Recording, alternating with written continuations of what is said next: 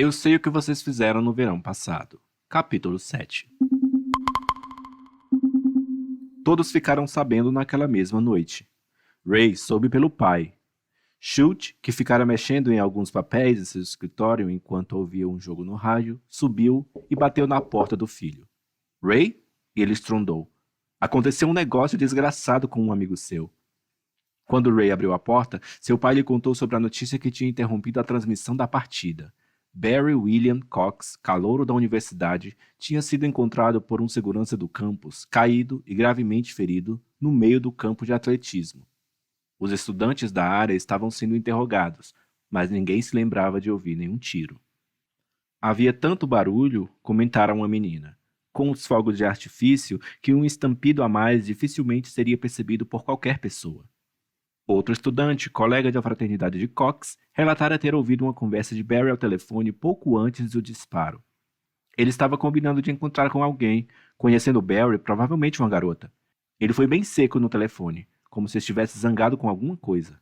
Segundo a notícia do rádio, o rapaz ferido havia sido levado de ambulância para o hospital St. Joseph. Ray imediatamente ligou para o hospital. Disseram-lhe que Barry Cox estava sendo operado. Não havia informações sobre seu estado. Seu segundo telefonema foi para a casa dos pais de Barry. Ninguém atendeu. O terceiro, para Julie. Ellen Rivers soube do disparo de uma forma bizarra. Ela estava de pé no estúdio de TV, esperando para apresentar o boletim do tempo, substituindo o apresentador oficial, que estava doente. Para seu horror, escutou o âncora, sentado a cerca de 2 metros de distância, divulgar a notícia como parte do noticiário das 10.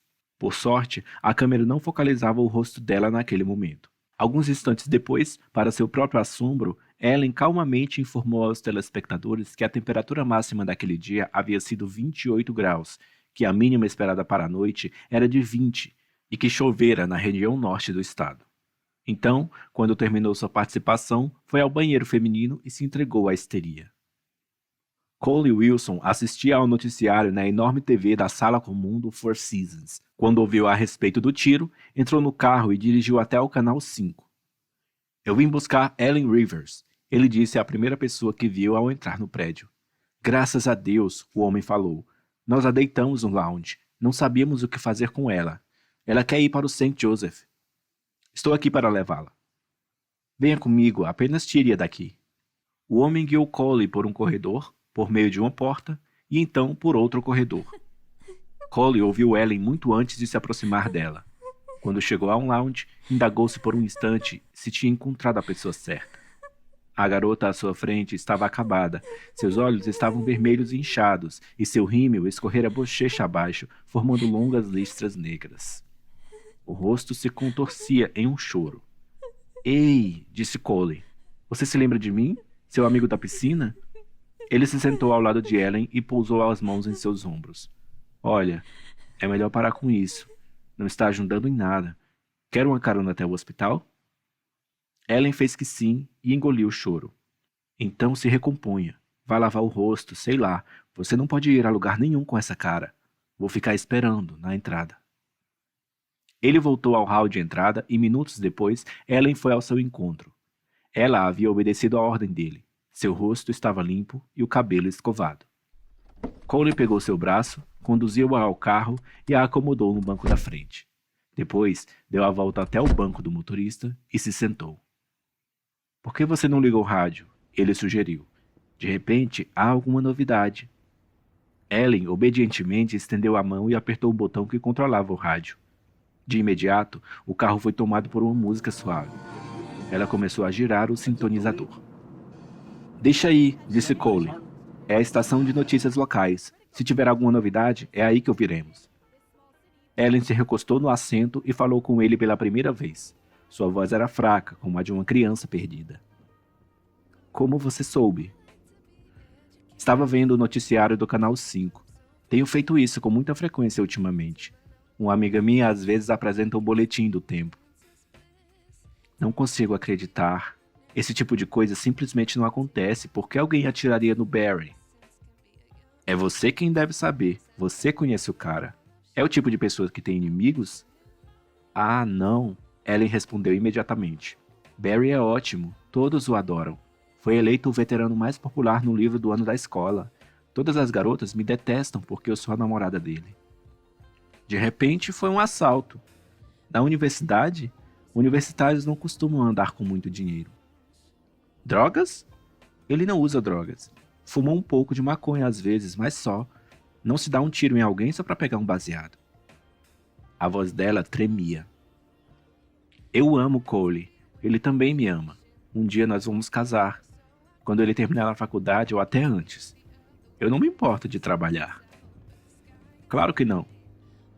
Ele acha que eu me importaria. Antiquado, não é? Mas fofo. Ele acha que não seria certo se casar com uma mulher e fazê-la trabalhar. Ele é tão maravilhoso. Eu o conheci há 2 anos. Ele me ofereceu carona um dia quando eu estava voltando da escola. Disse que eu era bonita. Ele tinha razão, disse Cole. Naquele momento específico a afirmação não procedia, mas Cole ignorou o fato. Tirou a mão direita do volante e a estendeu para dar um tapinha desajeitado no ombro de Ellen. Fica firme, tá? Se acabar toda como você fez no estúdio, não vai ajudar em nada. Você não parece ser o tipo de garota que se descontrola numa emergência. Normalmente não, Ellen afirmou. Mas é o Barry. Bem, aguenta firme. Daqui a uns minutos estaremos no hospital e você saberá o que aconteceu. O que quer que seja, cabeça erguida, tá? Ellen tocou a mão de Cole que repousava em seu ombro. Você vai comigo, não vai? Claro. Eles fizeram o resto do caminho em silêncio, a não ser pela música, que só parou quando Cole girou a chave na ignição para desligar o motor. O saguão do hospital estava praticamente deserto. A mulher de uniforme cinza no balcão da recepção os mandou ao segundo andar, e ali, uma enfermeira lhes indicou uma pequena sala de espera no fim do corredor. Diversas pessoas já estavam lá. Senhora Cox! Gritou Ellen, saindo do lado de Cole para correr até uma loura de rosto fino que vestia um terninho bege. O homem ao lado dela era corpulento e grisalho e tinha olhos cansados. Automaticamente, como que por força do hábito, ele começou a se levantar. Porém, a mulher fez um gesto para que ele permanecesse sentado. Oi, Ellen, ela falou. Que surpresa ver você aqui. Surpresa? Exclamou Ellen. Como eu poderia não estar aqui? Ah, senhora Cox, não acredito, simplesmente não acredito. Os olhos de Ellen lacrimejaram e ela estendeu os braços para abraçar a mulher. A senhora Cox deu um leve passo para trás e apontou para as outras pessoas na sala.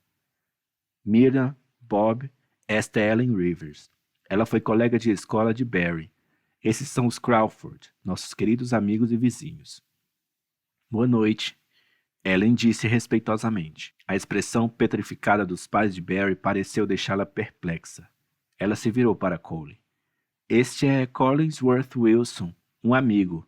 Ele mora no mesmo condomínio que eu.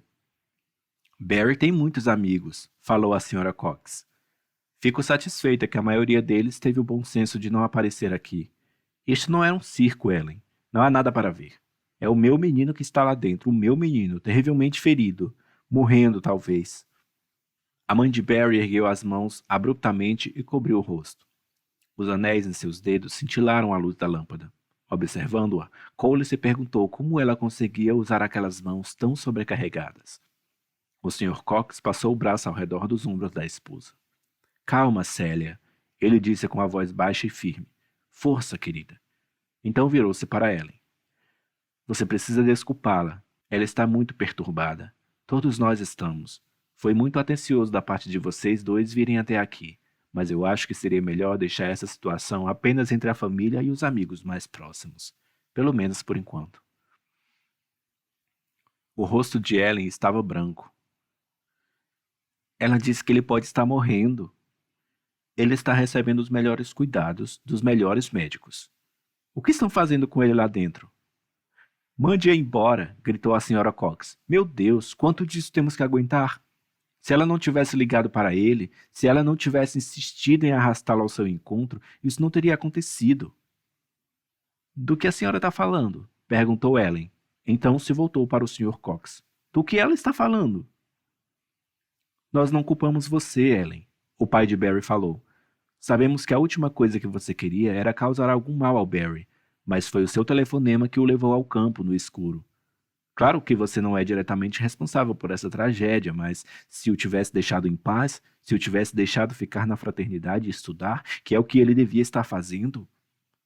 Mas eu não falei com ele hoje à noite, disse Ellen confusa. Eu telefonei para ele no fim da tarde. Queria contar algo que alguém fez, que fizeram na minha porta. Com um esforço, ela recuperou o controle. Era para ele me ligar nesse fim de semana. Ele tinha prometido.